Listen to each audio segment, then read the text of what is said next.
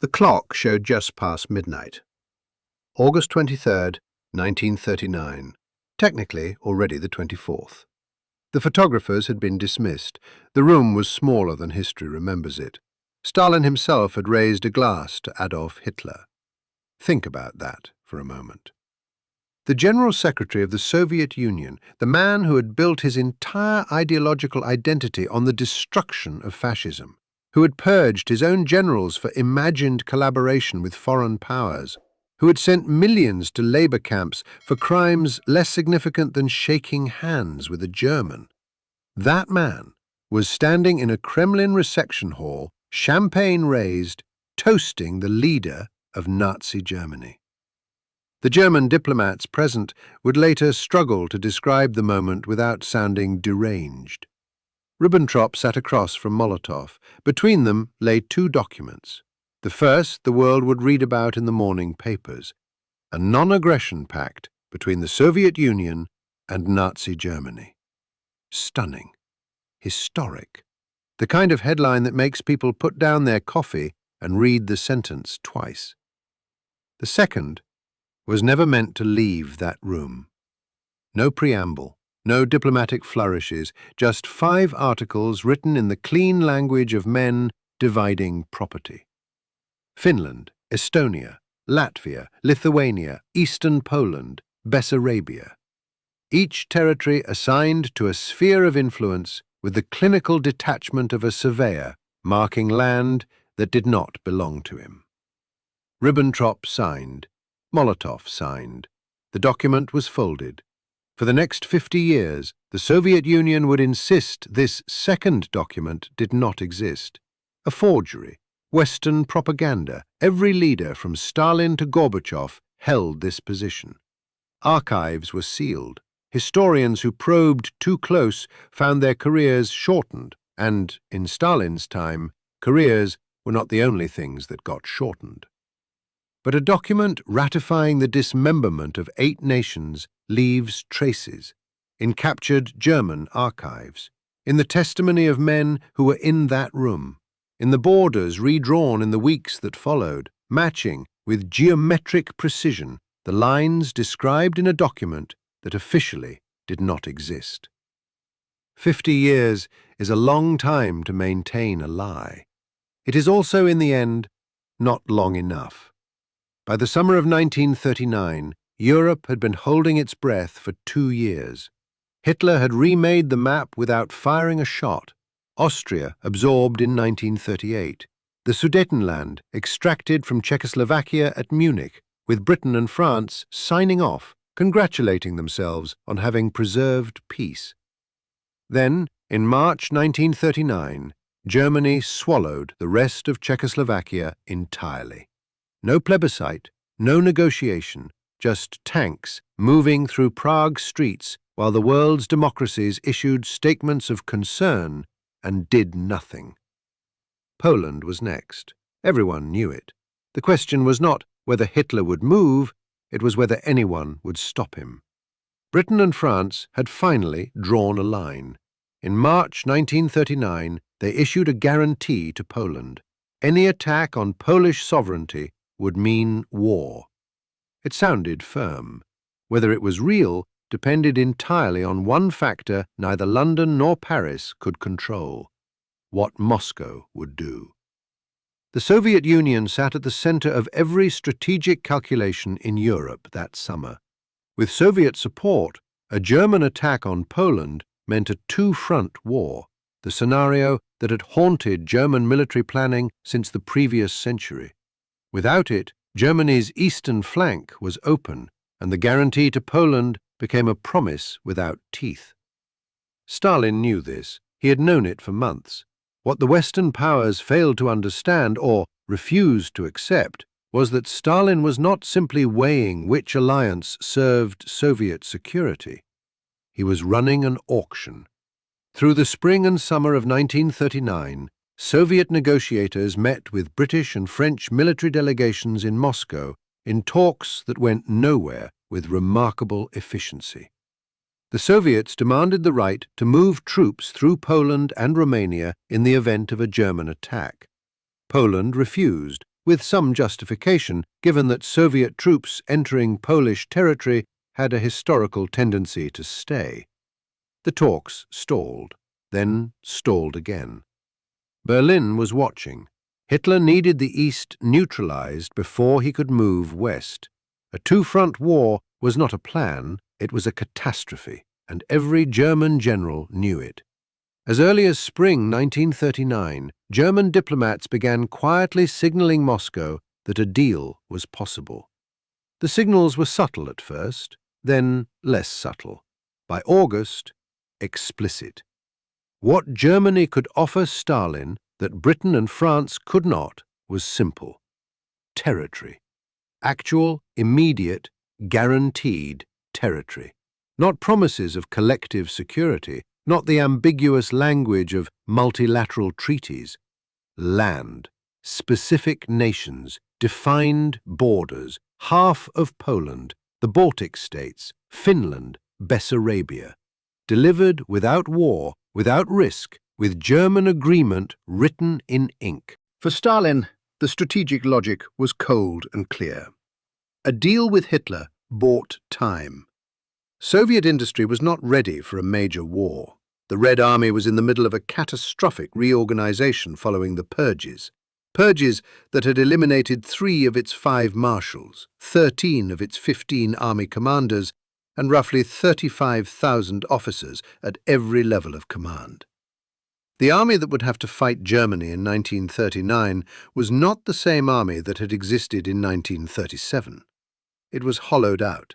Its best minds were dead or in labor camps. Time was what Stalin needed, and Hitler was offering to sell it to him. On August 19th, the commercial agreement between Germany and the Soviet Union was finalized. It was the opening move. 4 days later, Ribbentrop landed in Moscow. He brought with him Hitler's personal authorization to offer Stalin virtually everything he had asked for. The meeting with Stalin and Molotov in the Kremlin lasted through the night. By the time it ended, just after midnight, 2 documents had been signed. The public world would spend the next week processing the shock of the first. The second would take 50 years to surface. The text of the secret additional protocol is not long. It fits on a single page, 5 articles, perhaps 300 words in the original German. The kind of document a competent lawyer could draft in an afternoon, if that lawyer had been asked to partition a continent. Article 1 addressed the Baltic states. Finland, Estonia, and Latvia fell within the Soviet sphere of influence. Lithuania, with the exception of the Vilnius region, remained in the German sphere. The language was careful, almost gentle, in the event of a territorial and political rearrangement, as if the rearrangement were hypothetical, as if the armies were not already moving. Article 2 divided Poland. The line ran approximately along the rivers Naro, Vistula, and San. East of that line, Soviet. West of that line, German. Poland, a nation of 35 million people, allocated between 2 foreign powers in a single paragraph. Article 3 noted Soviet interest in Bessarabia.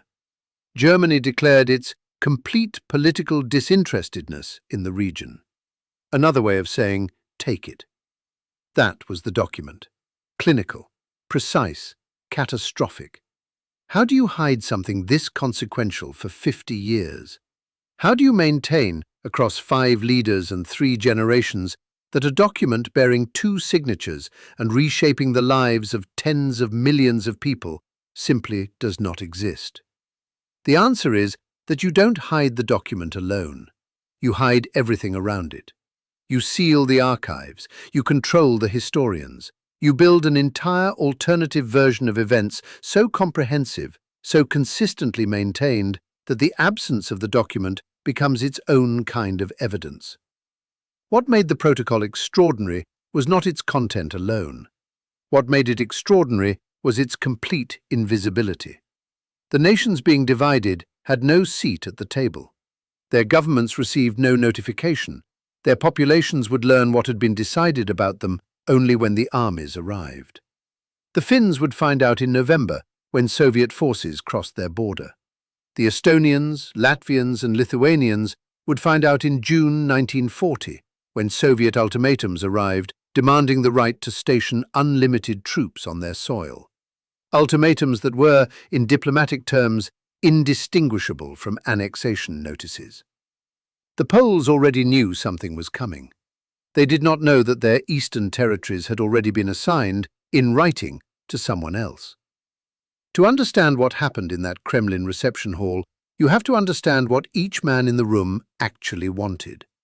Not what they said they wanted, not the diplomatic language, the public justifications, the ideological framing.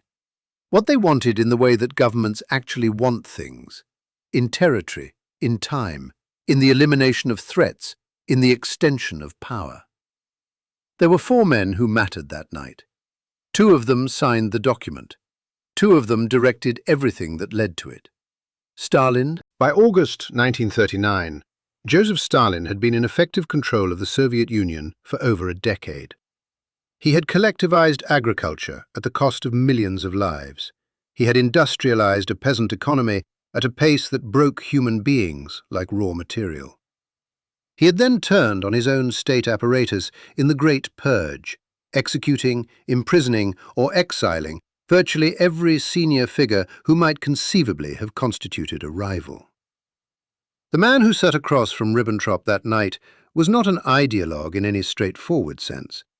He was a calculator, a reader of power, a man who had survived decades of revolutionary politics by being more ruthless, more patient, and more willing to change position than anyone around him.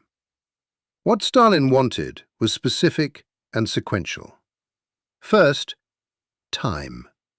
The Red Army needed at minimum 2 years to rebuild from the purges. Second, buffer territory. Every kilometre between the Soviet western frontier and a potential German attack line was a kilometre of warning, of manoeuvre, of survival. Third, and most revealing, Stalin believed he could manage Hitler. Not trust him, manage him. He was, in this belief, catastrophically wrong. But in August 1939, the calculation seemed sound. He paid for his time in the currency of other nations. Hitler. Hitler's need for the pact was immediate and non-negotiable. He intended to invade Poland on September 1st. The date was fixed. The operational planning was complete. The only variable that could derail it was Soviet intervention. What Hitler offered Stalin was territory he had not yet taken. The Baltic states, eastern Poland, Bessarabia, concessions that cost Germany nothing in the immediate term because they were not German territory to give. They belonged to other nations. Hitler was purchasing Soviet neutrality with other people's land, a transaction so cynical that even by the standards of great power diplomacy, it stood apart. Hitler also believed the arrangement was temporary. He had written about the Soviet Union as Germany's ultimate enemy since the 1920s. The pact was not a partnership, it was a pause. 22 months after signing it, he ended the pause. Ribbentrop. Joachim von Ribbentrop is easy to underestimate, and history has largely done so. He is remembered as vain, incompetent, a wine merchant who attached himself to Hitler early enough to rise beyond his abilities. This reading is not entirely wrong. But in August 1939, Ribbentrop was the architect of the deal. What he wanted was simpler than what either dictator wanted. He wanted to matter. The pact was his monument. He would be hanged at Nuremberg in October 1946, the first of the major war criminals to be executed.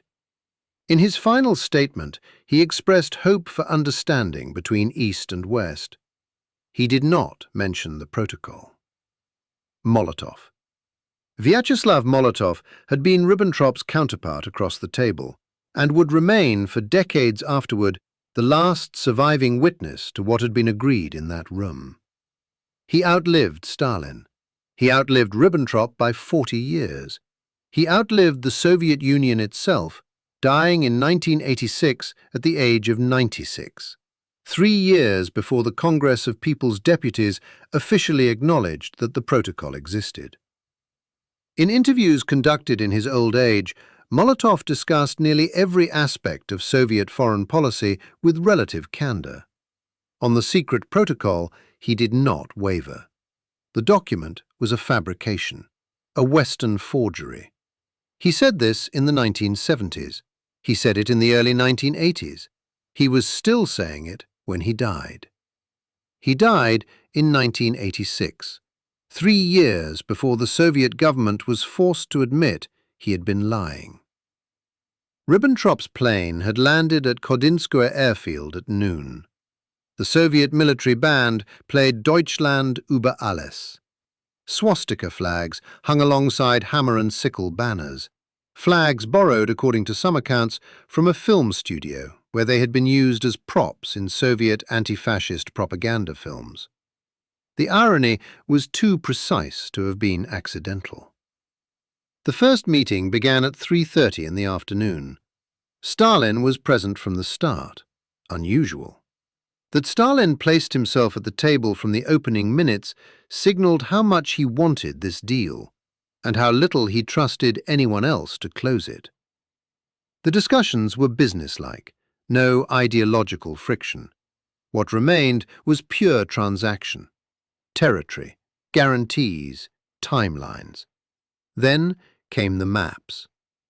For several hours, the two sides worked over the geography of Eastern Europe with the focused attention of surgeons, tracing river lines, adjusting boundaries, negotiating the placement of specific cities.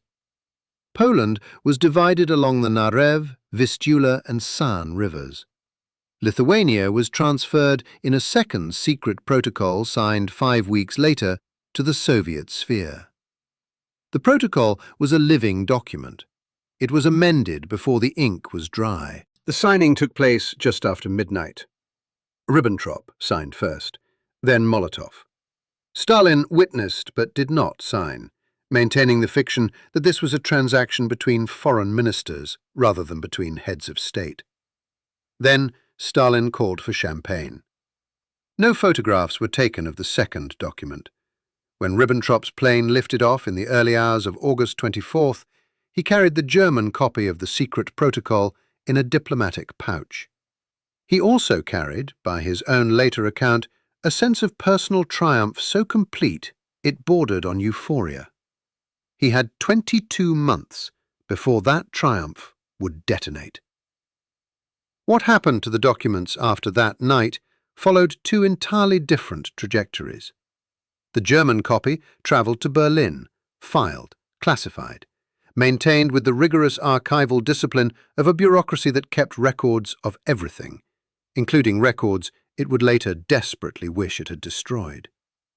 When Allied forces captured the Foreign Ministry archives in 1945, the protocol was there, intact, precisely filed, bearing both signatures. The Soviet copy took a different path. For 2 years, while the pact held, it existed in the Soviet Foreign Ministry archives as a classified document of the highest sensitivity. Then came June 22, 1941. Germany invaded. Overnight, the Molotov-Ribbentrop Pact became an existential liability. Sometime in 1941, the Soviet copy disappeared. Whether it was destroyed or simply reclassified into a deeper level of secrecy is a question that took decades to answer. Soviet archivists, when pressed, claimed they could not find it. But someone, at some point, had made a photograph. A photographic copy of the Russian-language text survived. This copy would eventually surface through channels that intersected with the final collapse of the Soviet system. December 23, 1991. The Soviet Union had 4 days left. Mikhail Gorbachev summoned Boris Yeltsin. He handed him a series of sealed envelopes. Inside was the photographic copy of the protocol that the Soviet Union had spent 50 years denying existed. Gorbachev's words were precise. "I am afraid they can lead to international complications. However, it is up to you to decide. Yeltsin decided. In 1992, the protocol was declassified. The original, the physical document signed by Molotov's hand on the night of August 23, 1939, has never been found. But here is the question that nobody in Moscow seems eager to answer. If the Soviet Union no longer exists, if the denial officially ended in 1989, if the photographic copy has been published and verified, why has the original document still not been produced? It is almost certainly in the Russian state archives. It has not been released. The Soviet denial of the secret protocol was not passive. It was active, organized, and sustained across 5 decades, 4 leaders, and 3 generations of Soviet citizens who grew up in a country where the protocol did not exist, could not exist, because its existence would have unraveled something the Soviet state could not afford to unravel. The core problem was legal. The Soviet Union's claim to the Baltic states rested on the premise that Estonia, Latvia, and Lithuania had voluntarily joined the USSR in 1940. The secret protocol destroyed this narrative entirely. If the protocol existed, if it could be shown that the Baltic states had been assigned to the Soviet sphere in August 1939, then the incorporation was not voluntary. It was annexation. And annexation, under international law, was illegal. The implications cascaded. If the annexation was illegal, Soviet sovereignty over 3 entire republics had no valid legal basis. And if sovereignty had no legal basis, then their demands for independence had legal standing the Soviet state was obligated to address. This was not an abstract legal argument. It was an existential one. The machinery of denial operated simultaneously on every level. Archival, the Soviet copy placed in the President's archive, accessible only to the General Secretary. Historical, textbooks, encyclopedias, academic journals, maintaining the same silence with the enforced consistency that only a state-controlled information system can produce. Diplomatic. Every Western challenge met with the same response: fabrication, Nazi forgery, American propaganda. The denial was total, and for decades, largely effective.